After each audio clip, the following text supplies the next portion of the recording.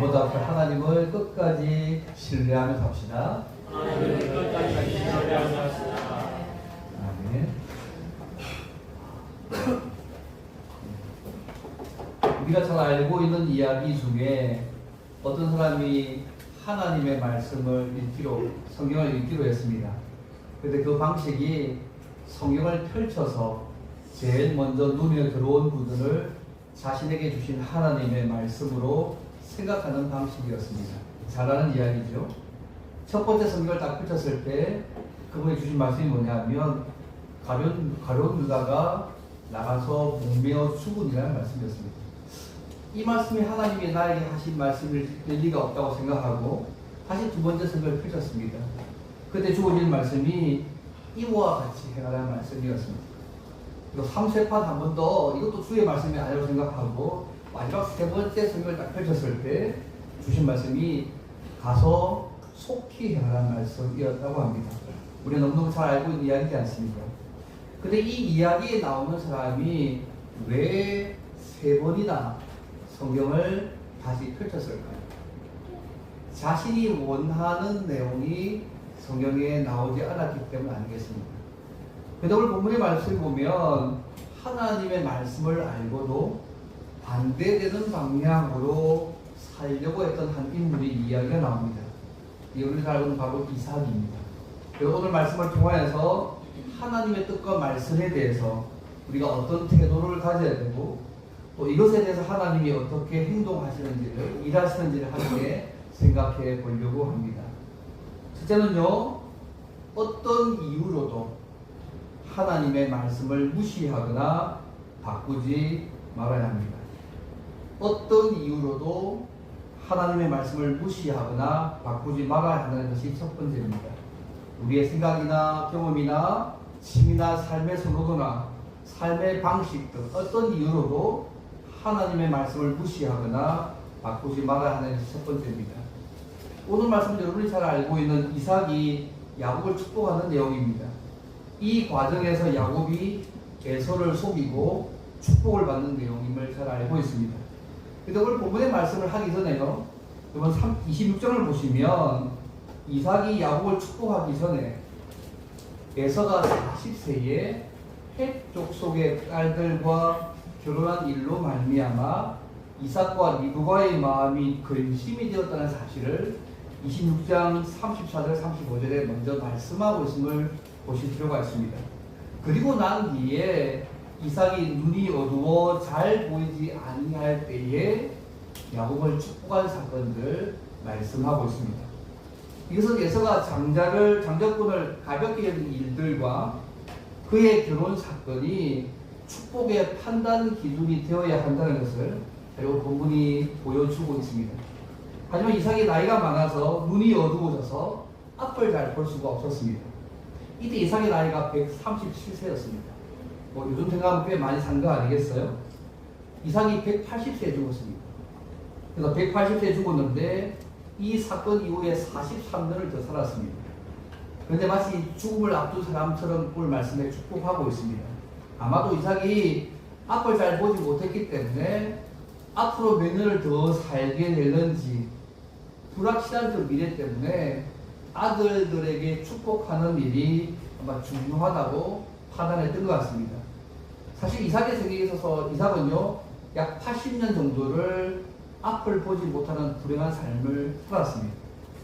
이번 신명기 34장 7절 말씀 보면 모세가 죽을 때 나이 120세였지만 그 다음 말씀입니다. 그 눈이 흐리지 아니했다고 말씀합니다.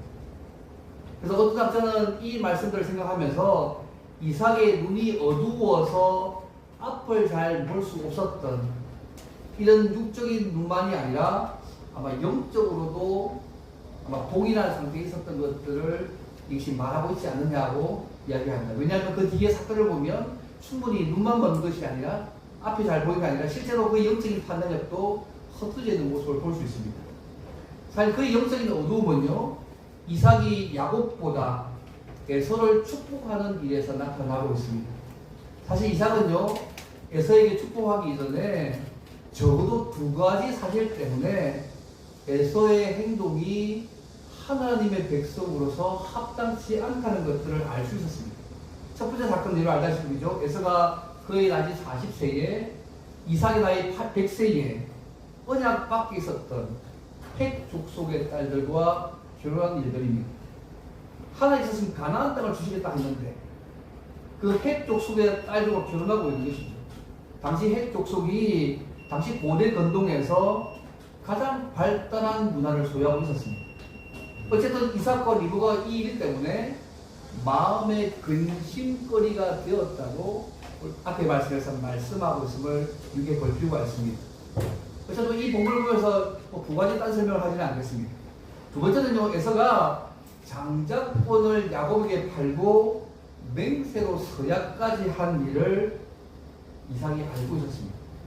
왜냐하면 당시 야곱은요, 당시 사회에서 법적인 구속력을 가지기 위해서 에서에게 맹세까지 시키면서 장자권을 받았습니다. 이런 행동들을 볼 때 적어도 이삭은요, 에서가 하나님이 택한 경건한 자가 아님을 사실은 알아차려야 합니다.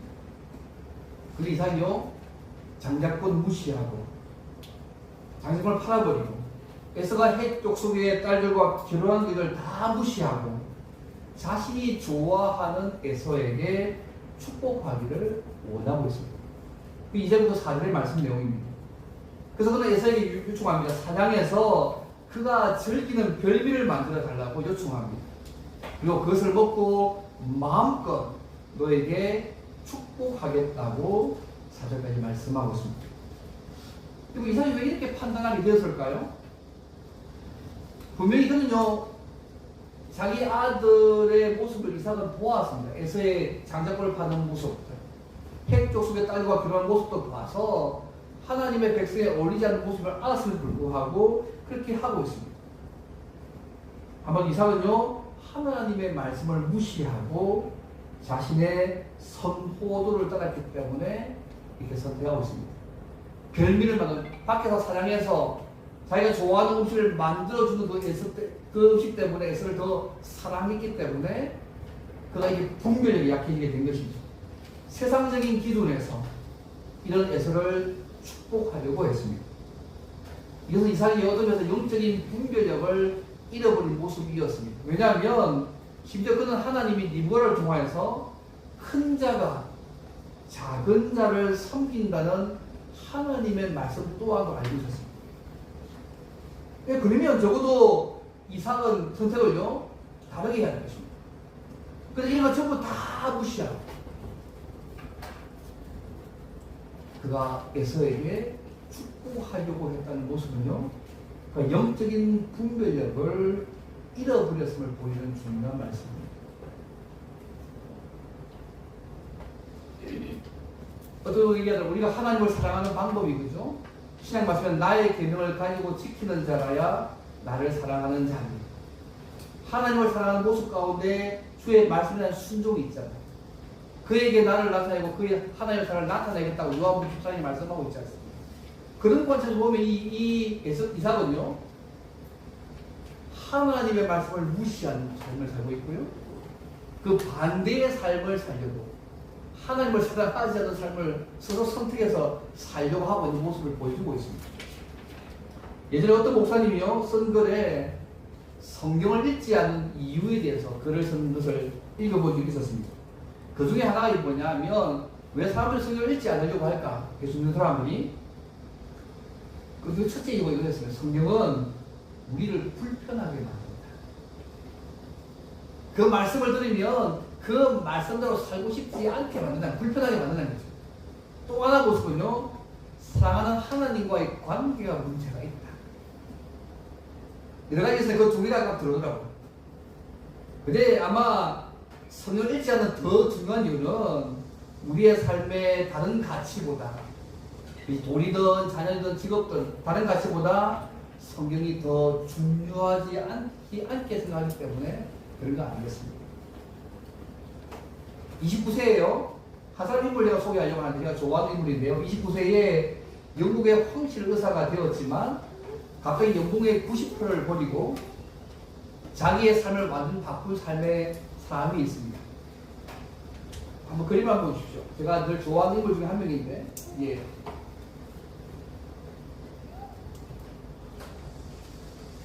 이분 누군지 아시겠습니까? 뭐 몇 분 아시면 마틴 로드 존스 목사님입니다. 그가 29세에 황실 의사였거든요. 그 연봉이, 근데 이 연봉의 90%를 포기하고 갑자기 자기의 삶을 바꾼 삶을 살았던 사람입니다. 그래서 현대 교계의 영적인 거장이라는 인물 마틴 로이드 존스 목사입니다. 그가 옆에 보장된 부와 명예를 버리고 목회자의 길을 선택합니다. 제가 다 목회자의 길을 가라는 말씀이 아닙니다. 당시 그가 받았던 봉급이요 2,500파운드였습니다. 뭐 그 당시 돈이 한정이 안 되고 오늘날 돈 치면 2,500파운드가 385만밖에 안 되는데 그 당시 꽤 많았습니다. 그런데 그 연봉을 다 내려놓고 10분의 1 수준인 225파운드, 뭐 오늘 따지면 43만 원 되더라고요. 하여튼 90%의 연봉을 다 포기하고 10%의 연봉 가지고 사는 목회자 삶을 선택하는 것이죠. 그래서 작은 교회 설교자로 그가요 삶을 들어섰습니다. 평생 선한 영향력을 행사하며 삶을 살아가던 인물입니다. 그가 임종을 앞두고 있었을 때에 평생 마음속에 담아둔 가장 진지한 생각이 무엇이냐고 그 사람이 물었거든요. 아, 왜 당신이 그런 엄청난 연봉의 삶을 포기하고 왜 이런 삶을 살고 있느냐? 평생 그렇게 산 이유가 뭐냐? 누가 물었어요. 근데 그가 이런 말 얘기합니다. 내가 죽어서 심판대 앞에 섰을 때에 한평생 내 자신의 성공과 행복만을 위해서 살았다고 하나님 앞에 책망받을까 두려웠다. 세상의 성취보다 하나님께 인정받는 삶을 살고 싶어서 자기 이런 선택을 했다고 고백했습니다. 삶의 시작도 중요하지만 더 중요한 것은 뭐냐면 결국 인생의 아름다운 마무리 아니시겠습니까? 우리가 인생에 아마 꽤 많은 분이 인생의 중반 이상을 살고 계시지 않습니까? 이제 마무리를 향해 가고 있는 시점이 있는데 성경은요 인간의 삶이 죽음으로 끝난다고 말씀하지 않습니다. 각 사람이 하나님에 대한 믿음과 행한 대로 마주하는 영원한 내세가 기다리고 있다고 말씀하고 있습니다.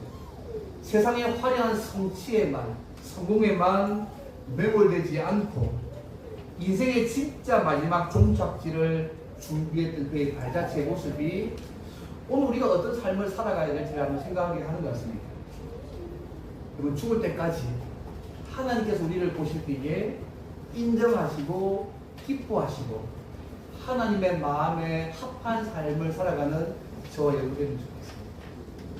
자, 성도 여러분, 혹시 오늘 우리의 삶 가운데 오늘 보면 이삭처럼 하나님의 말씀보다 우리의 생각이나 우리의 취미나 우리의 삶의 방식이나 우리의 스타일을 더 중요한 선택 기준으로 삼으면서 하나님의 말씀을 무시하거나 바꾸는 모습은 어떠십니까?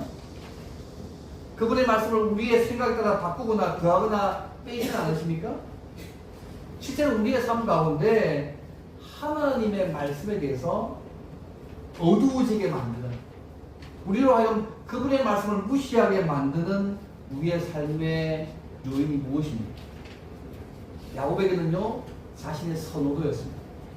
자신이 원하는 음식을 만들어주는 그 에서를 사랑했기 때문에, 그 자신의 선호도 때문에 하나님의 말씀을 무시하고 바꾸려고 했던 것이 에서의 모습이었습니다.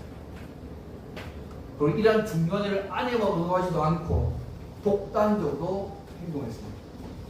그러다가 중요한 결정은 결혼하셨다면 남자 혼자 하는 것이 아니라 함께 해야 된다고. 이미 한 몸을 이루었기 때문에 부부가 동시에 한 마음이 될 때까지 중요한 결정을 하면 안 된다 얘기를 하더라고요. 어쨌든 어떤 이유가 있든지 간에 우리의 삶에 다양한 이유가 있습니다. 어떤 이유가 있더라도 하나님의 말씀을 무시하거나 바꾸거나 가감하거나 더하지 않고 그대로 믿고 순종하는 하나님을 사랑하는 삶을 살아가는 저 여러분들이 좋겠습니다. 첫 번째입니다. 만약 두 번째로, 그러면 말씀보다 자신의 선호도로 에서를 축복하려는 이상의 행동에 하나님이 어떻게 행동하셨는지가 두 번째입니다. 첫째는요, 하나님은 인간적인 실수와 잘못된 속임수에도 섭리하셔서 당신의 계획대로 뜻을 이루시는 분임을 그분이 말씀하고 있습니다. 인간의 실수와 잘못에도 불구하고 그것까지도 사용하셔서 당신의 일들을 이루어 가시는 신실하신 하나님이 우리 하나님이심을 분명히 말씀하고 있습니다. 야곱의 어머니 리브가가요 이삭이 에서를 축복하려는 이 계획을 어떻게 되었습니까? 5절 말씀입니다. 근데 리브가가 지혜로운 여인이었습니다. 이 이상은 긴박하다고 생각했습니다. 왜냐하면 하나님의 말씀대로 이루어지는 것이 아니라 이삭의 생각대로 되어질 때로 보였습니다. 그래서 리브가가 야곱을 불러서 상황을 설명하고 계획을 말했습니다. 그 계획이 뭐냐면 야곱을 에서처럼 분장해서 이삭의 축복을 대신 받게 하려는 것이었습니다. 물론 리브가의 이 행동이 잘못된 것입니다. 아무리 목적이 좋아도 과정이 나쁘니까 잘못된 것이었습니다. 하나님께서 이 잘못을 용서하지 않으시고요. 야곱이 에서를 피해서 적어도 20년 이상 부모와 헤어지게 만들었습니다. 사랑하는 아들을 볼 수 없게 만드셨잖아요. 그게 놔두지 않으셨습니다. 이후 외삼촌 라반도요. 라헬 대신에 레아를 주면서 야곱을 속였지 않습니까? 이후에 야곱의 아들들이요. 요셉이 죽었다고 하면서 염소의 피로 야곱을 속였습니다. 똑같은 일을 그 이후의 삶 가운데 자기의 삶과도 당하게 됩니다. 정당하게 말씀하고 있는 게 아닙니다. 그런데요. 야곱이요. 이런 리브가의 계획을 듣고 나서 아니 복은 고사하고 저주받게 될 것이라고 염려합니다. 그런데 리브가 하는 말이 뭐냐면 내가 대신 저주받을 거니까 서로로 사자. 그 야곱이 어머니 말을 따라갑니다. 리브가 야곱으로 하여금 털이 많은 에서처럼 변장시켜서 아버지에게 가게 했습니다. 17절까지 말씀입니다. 리브가 이렇게 한 이유가요. 단순 야곱을 더 사랑해서인건지 아니면 그분의 말씀을 이루시기였는지 정확히 알 수 없습니다. 왜냐하면 성경은 들어가고 있지 않습니다. 다만 이삭은 의도적으로 에서를 사랑하고 리브가는 야곱을 사랑했다고만 성경이 28절에 기록하고 있기 때문에 25절 28절에 기록하고 있기 때문입니다. 이런 리브가의 행동을 통하여서 하나님이요 단순히 야곱만을 사랑했다는 의미보다는 이 야곱이 리브가가요 하나님의 뜻이 이루어지기를 원하는 모습도 있었음을 분명합니다.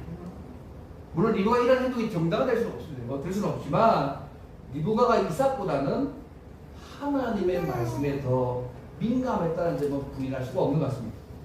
그래서 리브가 이삭이 좋아하는 별미를 만들고 에서의 좋은 옷을 취해서 야곱에게 입히고 또 염소 새끼 가죽으로 그 손과 목에 매끈매끈한 옷을 다 꾸몄습니다. 그리고 야곱이 그의 아버지에 갔습니다. 이삭은 야곱의 행동이나 목소리에 의심스러운 부분이 있었지만 리브가가 준비한 음식과 포도주를 마시고 야곱을 축복하는 장면들이 오늘 본문에 25절부터 29절에 나와 있습니다. 야곱이 받은 축복은 거의 두 가지입니다. 첫째는 뭐냐면요. 하나는 이 땅에 사는 동안 누리는 땅 위의 축복을 축복하셨습니다. 또 하나의 축복은 뭐냐면 야곱의 우선인 예수님이 오셔서 그로 인해 받게 될 축복들을 말씀하고 있습니다. 세상의 모든 사람이 야곱을 섬기고 그를 위해 복을 받기도 하지만 저주를 받기도 한다는 것은 오실 예수 그리스도에 대한 축복입니다. 그런데 이 축복이 이미 하나님께서 아브라함에게 주신 동일한 약속입니다. 아브라함이 받은 그 약속은 그 자손을 통해서 예수님을 보내실 것이고 예수님을 통해서 구원의 축복을 누리게 하시겠다는 의미를 다시 한번 지금 이삭이 야곱에 통해 축복하고 있는 내용들입니다. 이삭은 이러한 약속이 그의 아들 야곱에게 임하기를 축복하고 있습니다. 근데 지금 에서가요, 야곱이 이삭이 누구의 축복하고 생각하고 있습니까? 이삭입니까? 에서입니까? 아니, 그 야곱입니까? 에서입니까? 이 축복을 하면서도 이삭은요, 내가 에서에게 축복하고 있다고 생각하고 있습니다. 맞나요? 그는 끝까지 하나님의 말씀과 정반대의 일을 계속 진행하고 있습니다. 지금 축복은 야곱이 받고 있지만 이삭은 지금 이 축복을 하면서도 여전히 자기가 에서를 축복하고 있다고 생각하고 축복하고 있는 것입니다. 그런데 재밌는 것은 뭐냐면요, 이러한 이삭의 축복에 대해서 히브리 11장에 이렇게 말씀합니다. 믿음으로 이삭은 장차 오는 일에 대해서 야곱과 에서에게 축복했다고 말씀합니다. 이 축복이 단순히 물질적인 축복이 아니라 하나님께서 아브라함과 이삭에게 약속하신 그 언약을 이루는 일과 관계된 축복이라고 말씀하고 있는 것입니다. 우리가 이삭의 축복을 내용 보시면요, 왜 야곱이 그렇게 장자권을 그렇게 중요하게 생각했는지 알 수 있습니다. 야곱은요, 하나님의 언약적 축복의 중요성을 잘 알고 있었고요, 그 축복을 누리는 일에 적극적이었습니다. 물론 방법은 나빴지만 적극적이었습니다. 그래서 이것은요, 야곱이 이삭의 장막에서 축복을 받고 나가자마자 에서가 별미를 만들어 들어왔습니다.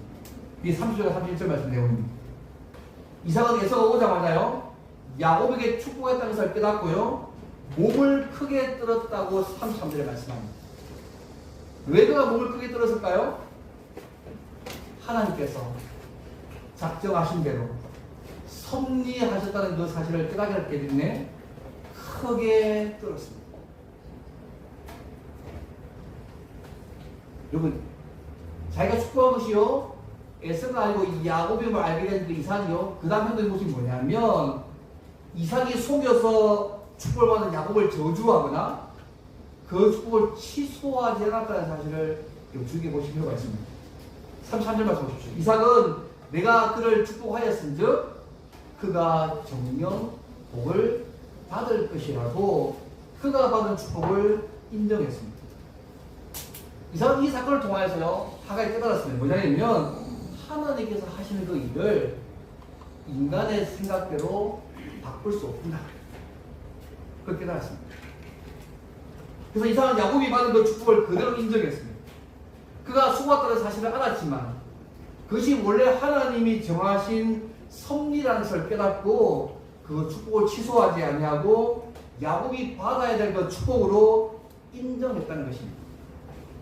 당시 이삭은 구두로 이혼을 했지만요, 하나님의 이름으로 축복했기 때문에 그게 법적인 효력이 있었습니다. 하나님의 비록 리브가나 야곱이 언약을 축복을 받는 과정에서 정당한 절차가 아니라 인간적인 술수, 악한 속임수를 썼지만 하나님의 뜻을 이루시는 방편으로 삼았다는 것을 기억하실 필요가 있습니다. 하나님은 당신의 일을 이루시기 위해 때로는 악한 속임수를 사용할 수 있는 분이십니다. 여러분, 그걸 인정하세요? 하나님이 당신 일을 이루기 위해서 항상 선한 방법만 사용하실까요? 일반적입니다. 근데 하나님은 가끔씩 당신의 일을 이루시기 위해서 악한 속임수도 섭리하셔서 당신의 뜻을 이루는 일로 사용할 수 있는 분이 우리 하나님이십니다. 이삭은 언약적 축복을 그 인간적인 안목에 따라서 언약을 멸시한 에서에게 주려고 했지만 하나님께서 특별한 방법으로 섭리하셔서 원래 계획하신 대로 그 축복을 야곱이 받게 하셨습니다. 그러면 장자권을 무시한 에서는 어떻게 되었을까요? 오늘 본문에 보시면 39절 40절 말씀 보게 되면 에서가 축복의 내용이 있습니다. 땅에 기름지면서 떠나 살게 되고 하나님께서 말씀하신 대로 자기 동생 야곱을 섬기게 될 것들을 말씀하고 있습니다. 뒤에 39절 말씀 보시면 에서가 구할 곳은 땅에 기름지면서 뜨고 하늘 위에서 뜰 것입니다라고 말씀하잖아요. 뜨다는 말이 멀리 떠난다는 말입니다. 에서가 땅에 기름지면서 멀리 떠나고 하늘에 있어서 멀리 떠난다는 말이죠. 쉽게 얘기하면 기름지고 풍성한 땅에서 멀리 떨어진 골모지에 거하게 될 것들을 말씀하고 있습니다. 이번 당시의 시대가 농사에 의존한 시대거든요. 농사에 의존한 시대에 기름지고 풍성한 땅에서 떠나서 골모지에 거주하는 거 저주의 말씀입니다. 그리고 에서는요, 칼을 의지하여 살 것이라고 말씀하고 있습니다. 그런데 이 말씀을 끝내지 않고 얘기합니다. 그러나 내가 매임을 벗을 때는 그 멍에를 내 목에서 떨쳐버리라고 말씀합니다. 에서가 힘이 강할 때는 그 매임에서 벗어나게 될 것이라고 그렇게 말씀하고 있습니다. 우리가 이후 성경 역사를 보면요, 에서의 후손이 에돔 족속이잖아요.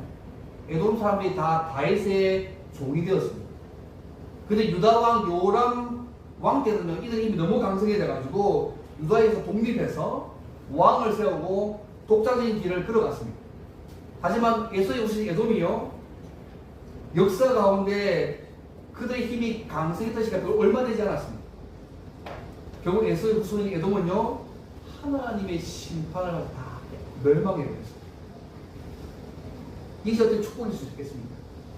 에서가 받은 축복은 하나님의 약속과 관련된 축복이 아니라 단지 그가 이 땅에 살면서 잠깐 누리게 될 그런 세상의 축복에 불과한 축복을 받게 된 것입니다. 에서가요, 야곱이 장제의 축복을 받아 사실을 깨닫고요, 방성되고 통화하면서 축복을 다시 요구합니다. 34절 말씀에. 이미 기회는 다 지나갔습니다. 여기에 대해서 신약성경이 이렇게 평가합니다. 그리고 12장 16절 17절 이렇게 말씀합니다. 한 그릇 음식을 위하여 장자의 명분으로 에서와 같이 망령된 자가 없도록 살피라.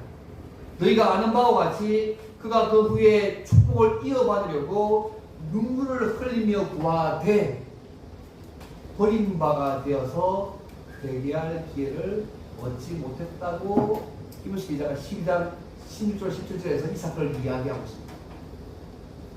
그 후에 축복을 이어받으려고 눈물을 흘리며 구하되 버린 바가 되어서 회개할 기회를 얻지 못했다고 신약성경이 말씀하고 있음을 우리 볼 필요가 있습니다. 히브리서 기자는요, 한 그릇의 식물에서 장작을 쏘고 여기는 에서와 세상에 속한 일 때문에 믿음을 버리는 사람과 비교해서 말씀하고 있습니다. 에서가 장작권을 버린 것, 단지 세상적인 축복을 버린 것이 아닙니다. 하나님 나라를 버린 것입니다. 그분의 말씀을 들으면서 하나님 나라에 들어갈 수 있는 기회를 소홀하게 아직까지를 더합니다. 나중에 회개할 기회가 없어질지도 모르겠습니다. 당시 이삭은 구두로 이혼했지만요, 하나님의 이름을 축복하기에 거기는 법적인 효력이 있었습니다. 반대로 에서는요, 이삭으로부터 거의 저주에 가까운 말을 듣고 나서요, 야곱을 죽이려고 계획한 모습이 39절 41절 말씀입니다. 여러분, 에서의 모습 가운데 창세기 나오는 가인의 모습이 보이지 않습니까? 하나님을 축복하는 아벨을 죽이는 가인을 아십니까? 모두 축복이 다 하고 하니까 이제 에서가요, 동생은 야곱을 죽이는 모습이 비슷하잖아요? 가인이 아벨을 죽였던 것을 여러분 기억하십니까? 창세기에? 지금 똑같은 모습을 지금 에서가 야곱에 대해서 하고 있는 모습을 여러분 볼 수 있습니다. 사랑하는 여러분, 하나님은 인간의 악한 속임수까지도 당신의 뜻을 이루는데 사용할 수 있는 분이십니다. 예를 들면 예수님 십자가 달리실 때 가룟 유다의 배신을 사용하셔서 당신의 구원 계획을 이루셨습니다. 두 명의 거짓증을 차는 대제사장들과 공의 악한 속임수를 사용하셔서 당신의 구원 계획을 이루어가기도 하셨습니다. 그래서 이사야 55장 8절 말씀처럼 여호와의 말씀에 내 생각은 너희 생각과 다르며 내 길은 너희 길과 다름이라. 로마서 8장 말씀처럼 하나님을 사랑하는 자 곧 그때로 부르심 입은 자들에게는 모든 것이 합력하여 선을 이루어 가시나. 한 가지 이야기 좀 더 하고 말씀을 마치게 하려고 합니다. 예, 한번 보십시오.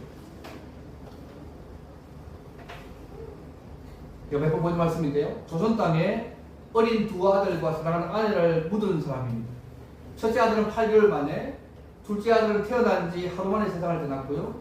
1년 뒤에 37살 된 아내에 맞으셨던 외국 선교사가 있습니다. 이 사람이 민노아라고 알려진 브래드 밀러 선교사의 모습입니다. 어린 자식과 아내를 가슴에 묻었을 때 주변에 이렇게 얘기합니다. 하나님이 대체 어디 계시냐? 아니 내가 보험 들고 왔는데 아들 다 있고 애를 다 있고 아내만 죽었잖아요. 하나님이 대체 어디냐 사람이 손을 때 그는 주저앉지 않았습니다. 오히려 슬픔을 딛고 조선 땅에 남아서 도산 안창호 선생을 길러내기도 하고요. 청주 최초의 근대학교 병원을 세우면서 복음을 전했습니다. 그가 그 참담한 슬픔 가운데 속에서 그가 하나님께 고백하며 지어낸 찬송가가 있습니다. 여러분 알다시피 우리가 주님을 찬송가 96장입니다. 예수님은 누구신가? 우는 자의 위로와 없는 자의 풍성이며 잡힌 자의 노임되며 우리 기쁨 되십니다. 자식이 다친 그 비극을 찬양으로 승화시키면서 죽는 순간까지 조선을 섬겼던 브래드 밀러 선교사, 하나님의 민노함, 그 피와 눈물 덕분에 오늘 우리의 신앙이 서 있는 거 아니겠습니까? 그 다음 그림을 보십시오. 그의 동사에 그 다음 보십시오. 그게 무덤입니다. 하나 더 보시면 그게 무덤입니다. 근데 이 사람들은 하나님의 뜻을 이루신 방법이 놀랍지 않습니까? 하나님의 뜻을 이루신 방식이 우리가 생각하는 그런 편한 방법들이 아니고 때로는 이런 어렵고 힘든 방식을 통해 이루기도 하시고 때로는 악한 속임수까지도 사용하셔서 당시 일들을 이루신 분이 우리 하나님이십니다. 말씀을 맺겠습니다. 사랑하는 성도 여러분, 오늘 인간의 실수와 잘못과 속임수와 제약에도 불구하고 약속을 신실하게 이루어가신 분이 우리 하나님이십니다. 이 과정에서 언약의 축복을 중요하게 생각한 야곱은 큰 복을 받았지만 한 그릇의 식물 때문에 장자권을 멸시하는 축복을 받지 못하는 것을 잊지 마시고 하나님의 약속을 중요하게 생각하며 살아가는 우리의 삶이 되면 좋겠습니다. 우리의 뜻대로 일이 잘 풀리지 않을 때에 조급해하며 편법을 동원하는 유혹들을 내려놓아야 합니다. 두려움 때문에 세상의 악한 방식을 빌려와서 하나님의 은혜라고 포장하는 영적 타입의 삶을 살지 않도록 조심해야 합니다. 우리 하나님은요, 우리의 생각이 아니라 당신의 뜻대로 자신 일들을 이루어가시는 분이십니다. 오늘 우리가 성사시를 하잖아요.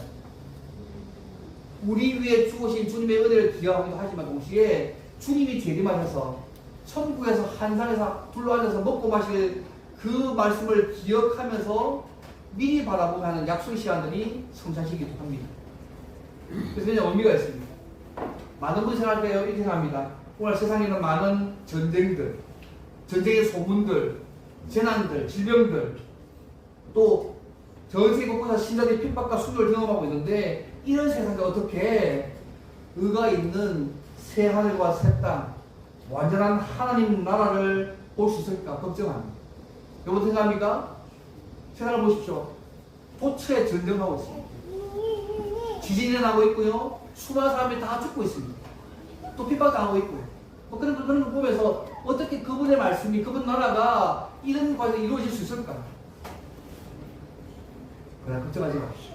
우리를 구원하신 하나님, 우리의 실수와 연약함을 사용하셔서라도 인간의 악함과 속임수를 사용하셔서라도 당신의 선하신 뜻을 가장 완벽한 때에 가장 거룩한 방법으로 이루어낼 수 있는 분임을 잊지 않으시면 좋겠습니다.